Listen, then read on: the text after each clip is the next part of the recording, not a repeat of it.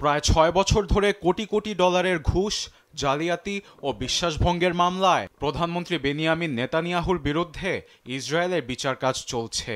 বেশ কয়েকবার আদালত প্রাঙ্গণে তাকে হাজিরাও দিতে দেখা গেছে।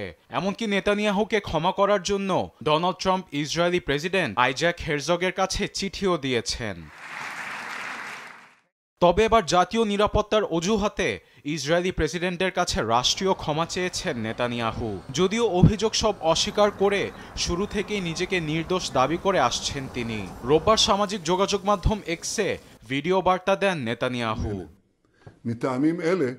ইসরায়েলের বিরুদ্ধে অনেক চ্যালেঞ্জের পাশাপাশি সামনে অনেক সুযোগ অপেক্ষা করছে, কিন্তু আমার বিরুদ্ধে চলমান মামলার কারণে সবার মধ্যে আরও বিভাজন সৃষ্টি হচ্ছে। ইসরায়েলের লক্ষ্য অর্জনে এগিয়ে যেতে আমি প্রেসিডেন্ট হেরজগের কাছে রাষ্ট্রীয় ক্ষমার জন্য আবেদন করেছি।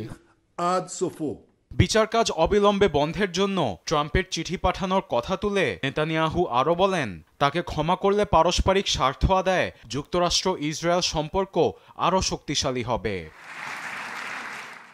প্রধানমন্ত্রীর রাষ্ট্রীয় ক্ষমার আবেদন পর্যালোচনা করা হবে বলে বিবৃতি দিয়েছে ইসরায়েলের প্রেসিডেন্ট কার্যালয়।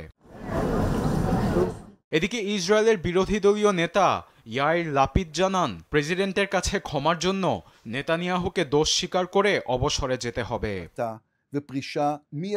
শুধু ইসরায়েলে নয়, ফিলিস্তিনের গাজায় গণহত্যা চালানোর অভিযোগে নেতানিয়াহুর বিরুদ্ধে গ্রেপ্তারি পরোয়ানা জারি করেছে আন্তর্জাতিক অপরাধ আদালত আইসিসি। এছাড়াও গাজায় ৭০,০০০-এরও বেশি মানুষের প্রাণহানির জন্য ইসরায়েলি প্রধানমন্ত্রীকে দায়ী করেছেন অনেকেই। আরবেদ আফসার, নিউজ ডেস্ক, দেশ টিভি।